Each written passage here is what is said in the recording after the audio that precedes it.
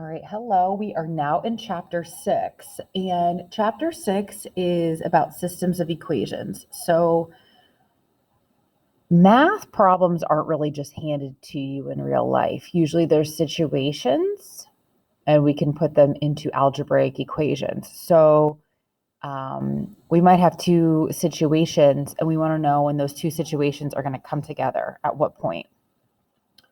So to figure that out, we have a method called systems of equations by graphing in order to solve when these two equations are the same.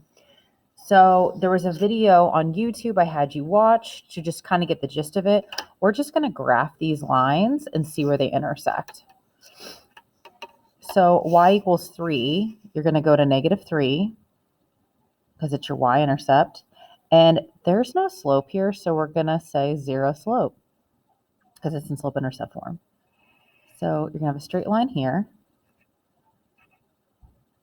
Okay, and then it says solve the system of equations by graphing. Here we're going to graph, we're going to begin at -3. And we're going to begin with B and we're going to move with M. So we're going to go up 1, right 1. And the more points, the more accurate. It just looks nicer.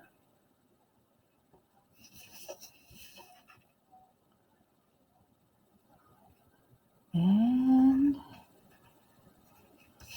there's our intersection. We are at the point 0, -3. So these two situations or equations will be the same when x is 0 and y is -3. That's it. It is classified that if we have an answer, it is called a consistent independent answer. It's independent because there's only one answer. This is just how it's classified. It's not super important, but if you're like, what's consistent, what's independent? Consistent means there is an answer, and independent means there's only one. All right, here we have two linear equations we have to put in slope-intercept form. So we remove x from both sides, and we get y equals -1x plus 4. And then here we have 3y equals -3x plus 12. And we divide both sides by 3, and we get -x plus 4. All right, so here I'm going to begin with B, and I'm going to move with M. I'm going to begin with 4. And then down 1, right 1, down 1, right 1, up 1, left 1. Okay.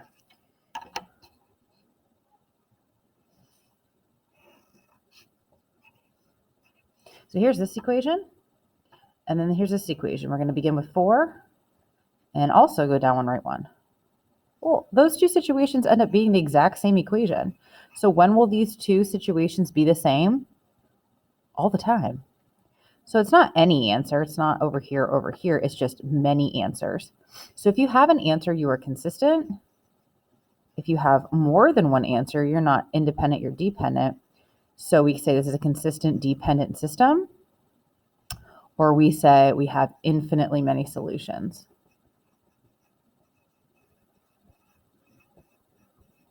So these two situations are the same at 0, 4. These two situations are the same at 1, 3.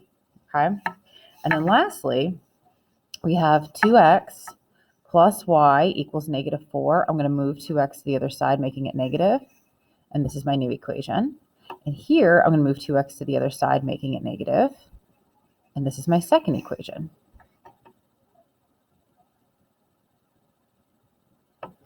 So the first one, I'm going to begin with B, and I'm going to move with M, down to right 1, or up to left 1.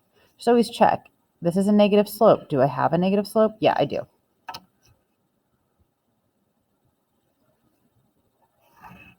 Okay, so that's one line.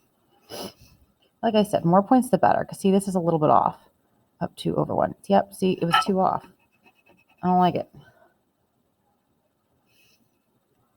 So if we're judging our answer by graphing, let's make it very accurate. Okay. Here, we're going to start with +3. We're going to go down to right 1, down to right 1, down to right 1.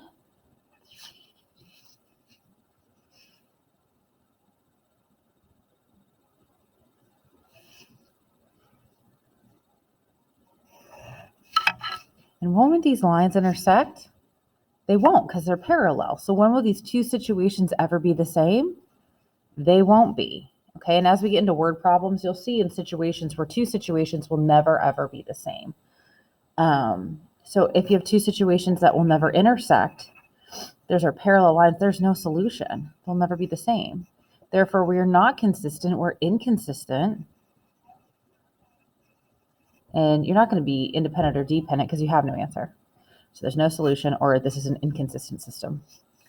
Okay, I want you to complete this, and then I want you to hand it in. I'm going to also do substitution. So if you're not ready for that, just stop the video and come back. But if you are ready for substitution, let's talk about it. So another way to solve a system is not by graphing. You can just algebraically do this. In mathematics, we can solve for variables using algebra or using graphs. So now we're going to use algebra. Number 1 says, whenever you see a y, substitute in the variables.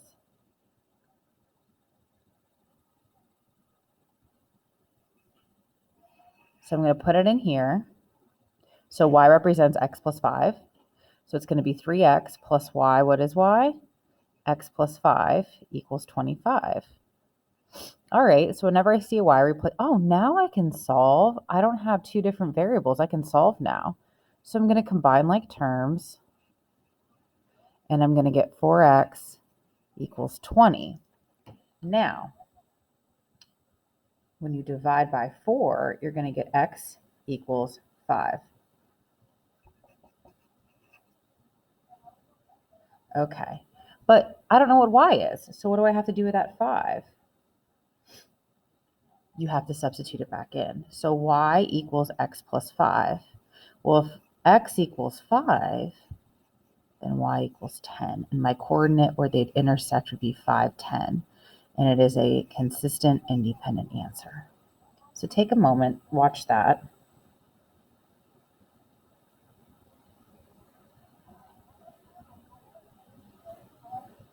Okay, now look at the next one. We need to get an x or a y by itself. Let's do, none of them are going to be pretty. So let's just get x by itself. Let's move 3y to the other side and divide everything by 2. It ain't going to be pretty. That's okay. But they want us to use this method, so we're going to. So take a moment to do that.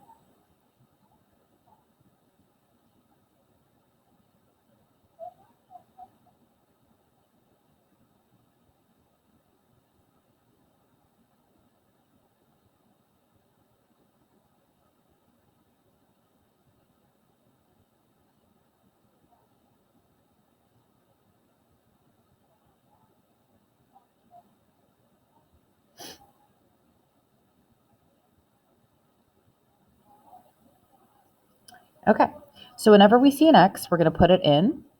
So we have 4 times x plus 6y equals 9.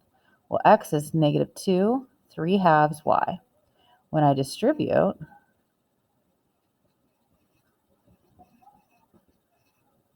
I'm going to get 8 minus 6y plus 6y equals 9.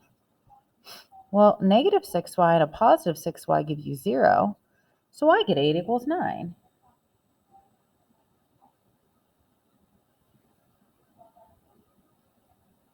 All right, is that true?